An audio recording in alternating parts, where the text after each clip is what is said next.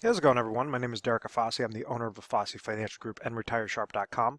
Today's topic I want to discuss with you thrift savings plan retirement for dummies. And I don't wish to offend anybody, with this title. I just want this video to be meant for that individual that says, okay, I think I have something known as a thrift savings plan. I'm a federal employee and I want to find out strategies that work most effective if I'm trying to accumulate my monies, and then also more importantly, when it comes time for retirement, how to take monies from this TSP so that I could accomplish my specific retirement goal successfully. Now, a thrift savings plan is very similar to the most common type of retirement plan offered to private employees, which is known as a 401k. So the difference between a TSP and a 401k is a thrift savings plan is offered to federal employees, a 401k is offered to private employees. So these are private institutions. There's also some age limits as well that it's a little bit more favorable on the thrift savings plan aspect. But ultimately, what are both of these trying to accomplish? And what it's trying to accomplish is allowing an individual that's working for a specific company or entity to take a portion of their salary and place it into a type of retirement bucket, something that's going to grow for your retirement years that an individual is able to leverage for their retirement years. So if an individual is getting paid a salary of, let's say, $100,000, and they're offered a thrift savings plan because they're a federal employee, and they say, okay, I want to put 5% of my salary into my thrift savings plan, well, that shows that this individual is placing $5,000 into that plan for the year. So that's not necessarily the only thing that grows this bucket. Yes, the contributions, if you're making consistent contributions, that's going to grow that bucket. But the caveat to this is also the percentage rate that's going to come back that could add compound interest to this bucket as well. And what I mean by this is you're going to have different options. You're going to have, about 5 to 20 different options. With this thrift savings plan, they're going to be tied to some sort of passive strategy, some sort of passive mutual funds or fixed accounts that you could allocate your monies towards. So like if somebody goes and they're putting in $5,000 a year and they have them invested all within the G fund that's paying a fixed percentage rate, well then they understand that they're going to always receive a gain within this bucket. It's going to be the contributions are going to grow this bucket, that fixed percentage rate are going to grow this bucket, so that bucket's going to grow larger and larger and larger throughout the end of the year, throughout the end of the day, throughout the end of the year. The problem with this is the G fund is paying such low interest rates. So therefore, individuals start to say, well, I've heard great things about the stock market. Let me go and invest it into, my other funding options, in between my 5 to 20 different options available to me. I'm going to go and invest my monies into something known as the C fund, which are going to be more of common type stocks. So it's going to be primarily equity-based mutual funds. So let's say if an individual ties their savings plan to a more aggressive equity-based type strategy, and the market does well, they're going to receive a positive interest credit to their thrift savings plan. So their bucket's going to grow by the contributions that the individuals is making, and then plus whatever this interest credit comes back at. So we understand if someone's placing dollars into that bucket and they're in a fixed type account like the G fund, well then whatever they're placing in there is going to grow that bucket because this percentage rate is always going to be a positive fixed percentage rate. The problem that lies with throwing it all within those fixed type contracts or that fixed type allocation is you could run the risk of inflationary risk.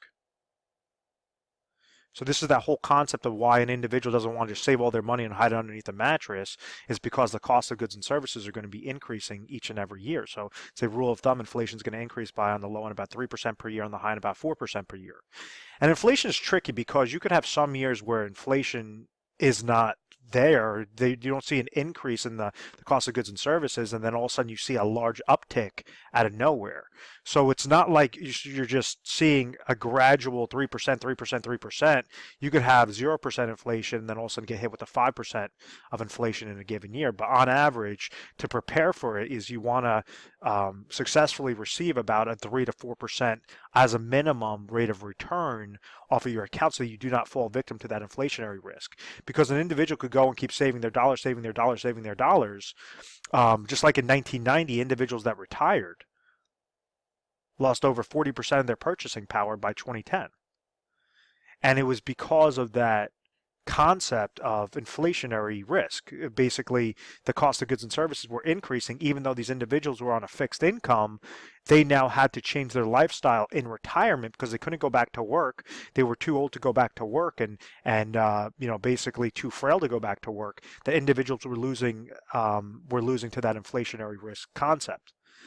The other side is more of that equity-based model, and this is why individuals, they say, I want to go with the other funding options available in my thrift savings plan, ones that are tied to the market, ones that are tied to a mixture of stocks, of bonds, of my different options that might have like an 80% allocation into stocks and a 20% allocation into bonds.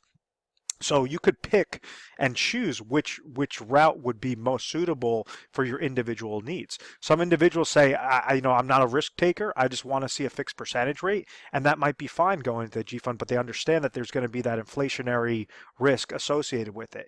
If they go into the other options, more of those variable type accounts, well, then they fall victim to something known as market risk. And let me clear up the screen real quick.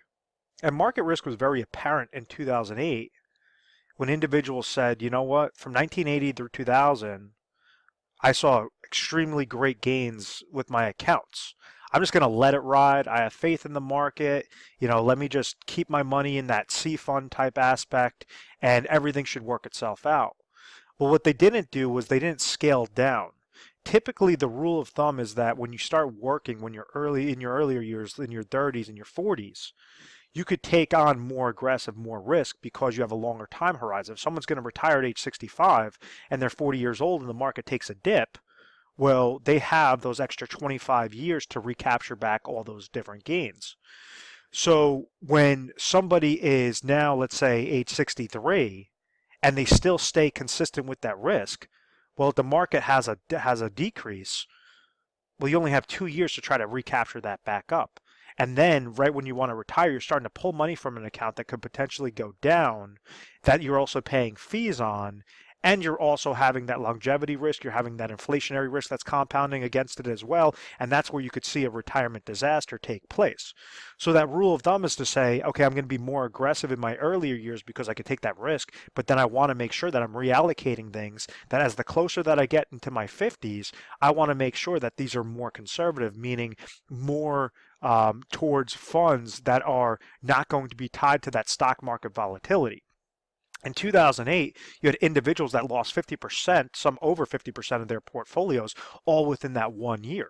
So if an individual walked into the year with $500,000 and then they walked out of the year with $250,000, that's something that's going to change your lifestyle. That's not a lot. That's not something of saying, okay, well, I walked into the year 500,000, I walked out of the year with 490,000. That's something that you could still prepare for. That's something that's not really going to change your lifestyle that much. When you take a large hit, due to that downward market losses and due to that reverse dollar cost averaging effect of paying the fees, of receiving that downward market loss, when it comes time to retire, well, now you have to retire off of $250,000 bucket as opposed to that $500,000 bucket. So you just always want to be mindful of, okay, which point am I at right now? How close am I to retirement? What exactly is your retirement number, so that you could plan successfully and you could try to actually plan out a strategy that correlates to your individual needs. So a very common example that occurs is, let's say an individual is currently age 60 and they're still working for that federal agency, and they say, okay, I know for sure that I want to retire at age 65. I want to stop working at age 65. What they typically do is they say, I'm going to leave my money in this TSP fund, in my TSP plan, and I'm just going to try to really pick out whatever the best allocations are. Now, the problem with the thrift savings plan is you're limited with the funding options that you have available. And yes, they're going to be cheap options, but typically you're getting what you pay for. So you have crappier options available when it's through that thrift savings plan. If you're below the age of 60, well, you might be subject to just trying to pick out what the best what the best available strategy is to really grow that account until, that retirement age. If you hit age 60 or age 59 and a half, the government allows individuals to take, it's known as an in-service withdrawal, and take a portion, if not all, of their TSP monies and segment them into properly designed IRA contracts. Why exactly is that beneficial? Why exactly would someone do that? Why would somebody take their TSP and roll it over into an IRA? Well, it all depends upon what their goal is. If this individual, let's say, is age 60, and they say, I want to retire at age 65, I have $500,000 that's currently sitting in my thrift savings plan account, and I have a certain income goal at age 65.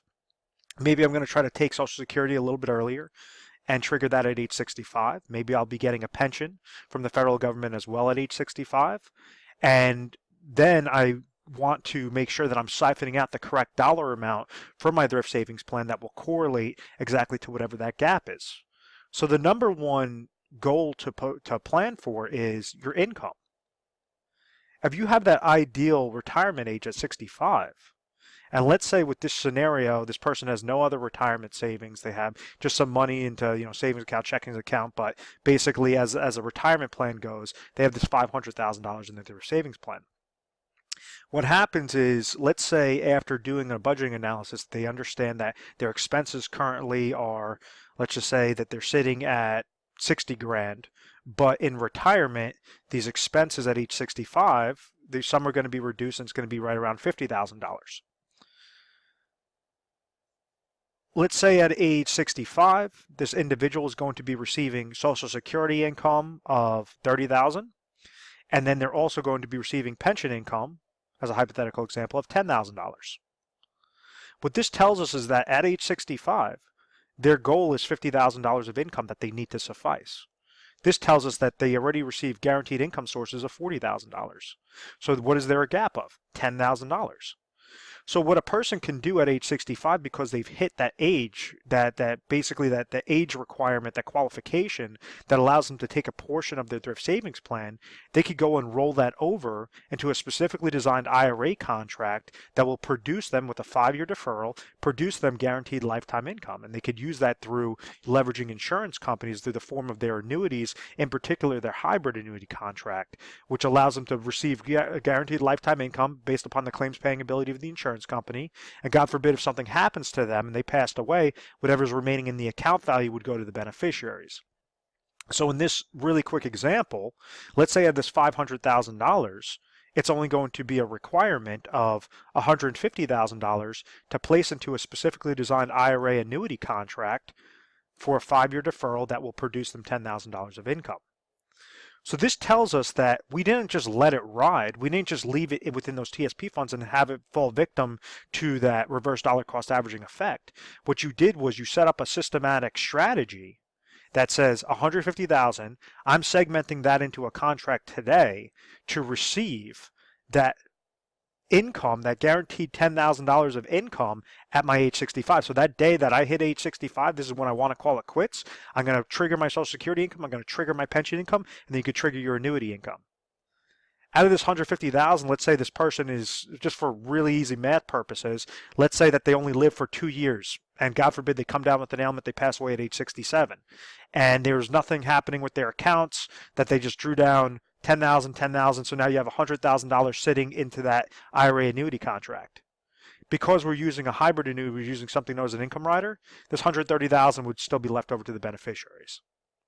So what we're doing is we're scaling down. We're saying, what is the smallest amount of dollars out of this lump sum that we could place into a specifically designed income producing vehicle that will be tacked onto that individual's life. So something that will correlate exactly to that individual's life, that says that till age 60, they're going to trigger at age 65. If this person lives to 120 years old, that income's still going to still come to them. If this person passes away before their break-even point, whatever's remaining in their account value would go to the beneficiaries.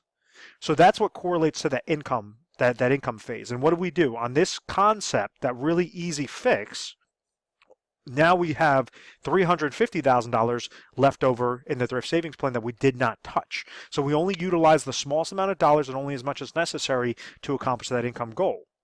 That's important because you have a lot of advisors out there. What they try to do is take the full 500 and they say, hey, yeah, this is going to give you $10,000, but if you took 500,000 and put it into an annuity, that's going to be giving you an extra $30,000, an extra $35,000.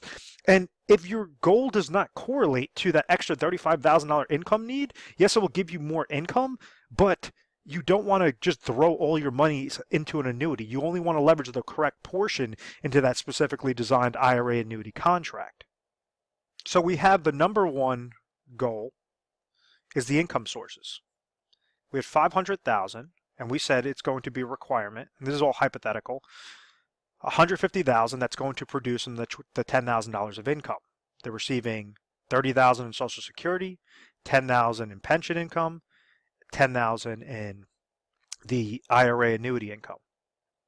And the reason why it has to be in an IRA is because the thrift savings plan is something known as pre-tax. So this is monies that you never paid tax on. So when you go and you do the rollover, it's going from a thrift savings plan, which is a qualified retirement account, to a traditional IRA, which is another qualified retirement account. So when you do that rollover, it's not like you're paying taxes on that 150 and then it's going into the IRA. What you're doing is you're just rolling over. It's a type of transfer from a qualified to a qualified, so that each time that you're taking out that $10,000, that's when you're going to have to pay tax on. These are monies. There's no way to get around that tax. Uncle Sam needs his money any which way. It's just you want to make sure that you're doing it effectively. Some mistakes that we see is an individual says, oh, it's going to be 150,000. Let me just go and take that money, throw it into my checking account, and then I'll write a check to the insurance company. And that is, you're entirely shooting yourself in the foot, because that individual has to therefore pay taxes of 150 grand all within that one shot. When you do a rollover, what you're doing is you're keeping it within the qualifications, the qualified to qualified type accounts. The second aspect of making sure that you are planning for your retirement, you're at least having confidence in retirement, is planning for an emergency fund. So rule of thumb is that an individual is supposed to keep about 6 to 12 months of their expenses in savings into something that's liquid, meaning something that they could easily access. So if we use 150,000 into an IRA annuity, and we have 350,000 left over, and we said that this person has a goal of $50,000 of expenses in a given year, well then, in this example, we could use $50,000 and roll that over into an IRA cash position or IRA money market account. So something that's not going to gain interest, barely any interest because interest rates are so low right now, but something that if they ever came to that oh my gosh moment, that a tree comes and falls to their house, they need repairs, or they have some sort of health ailment that they need to spend money for, they have this bucket sitting there. So what do? We now used 200,000 out of that 500,000. We preserved those monies at that age 60. We didn't wait till age 65 to therefore figure it out. What we said is we're going to leverage our age right now. We're going to leverage what are the best deferred contracts right now and make sure that we're scaling it across appropriately. 150,000 went to the IRA annuity. $50,000 went to the IRA money market account. So now what do we have? We have $300,000 left over. And this is where inflationary protection comes in. And you could tackle this in two different aspects. You could use this where individuals could leverage like annuity laddering strategies where they're taking micro portions of that 300,000, and what they're doing is they're scaling it up and they're saying, okay, well, my expenses for at age 65, maybe $40,000 are going to be fixed expenses and $10,000 are going to be inflationary type expenses. What we're going to do is every few years, maybe this goal has to be increased to $53,000 at age 67, and then by age 70 there's going to be $55,000 of an income goal. You could either tackle this by making sure that you're setting up laddering strategies off of annuity contracts, or you could set up your monies to be more on a tactical type approach. Rather than letting it ride with the limited funding options, with those very inexpensive, cheap funding options through the thrift savings plan, an individual could utilize the $300,000 and place it into tactical money management to make sure that they are correlating exactly to their goal. They're trying to have good market gains when the market goes up, but they're making sure that they're protecting their nest egg if the market goes down. So rather than take that guess and say, okay, I'm just going to let it ride with the market, what a tactical type approach does is it allows somebody to have monitoring on their accounts every day and place them with the best possible mutual funds, ETFs, stocks, bonds. So instead of those 5 to 20 different options through the thrift savings plan, what they do is they roll over that remaining 300,000 into what correlates to their risk tolerance, and now you have thousands of different options available to them that's going to correlate to what the best recommendations are to say, okay, if we see certain indicators, certain economic indicators, we see certain indicators in the market, we're going to make sure to scale down your monies. If let's say we're seeing that the waters are clear, well, then we're going to be more aggressive because all of our indicators are showing that, it makes more sense to leave your dollars into a higher aggressive type strategy. So it's more of you're taking a tactical hands-on approach, or that's what the advisor would be doing, rather than just saying, oh, well, let it ride. Yep, it's in the market does well, great. If the market does poor, oh, well.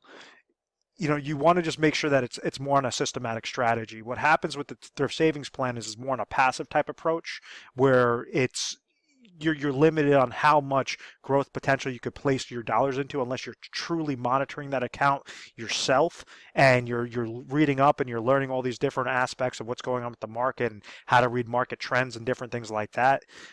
So that's why, our typical recommendation is for that individual that's looking to retire, currently age 60, they want to retire at age 65. We're utilizing 150 in that example because that was the best one that came back into an IRA annuity account. And understand these IRA annuity accounts, like the annuity, it's not just like a random annuity contract that you're seeing through like a television commercial and then you're calling up that agency. It's going to correlate exactly to what your age is, exactly to what your deferral growth is, whether you want to have single life income, whether you want to have joint life income with you and your spouse, depending upon where area, what state that you're in.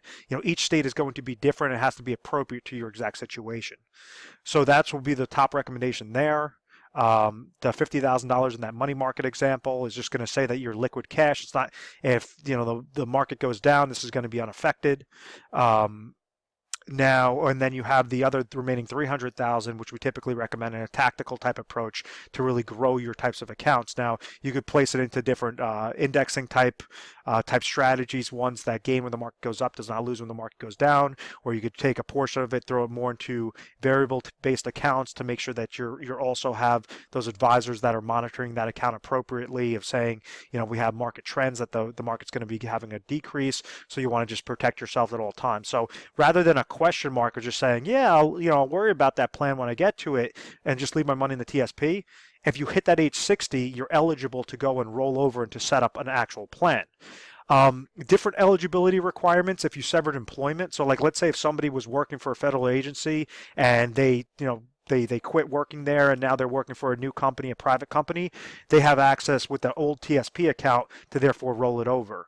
Let's say if somebody is 55 years old and they say, okay, I just retired from my federal agency, you have an access to, or even if you're in your 60s, you have access to those thrift savings plan monies now that you could roll it over appropriately into whatever the top three strategies would be.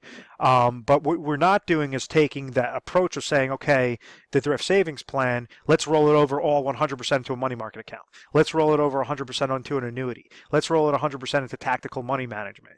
You want to make sure that you're segmenting it out properly so that you're able to leverage each piece appropriately. So it's taking that 30,000 foot view. Where are you right now? Where do you want to go? And how do you get there most effectively? So if you found value in this video, feel free to give our 1-800 number a call at any time. It's 1-800-566-1002. We're available 24 hours a day, 7 days a week.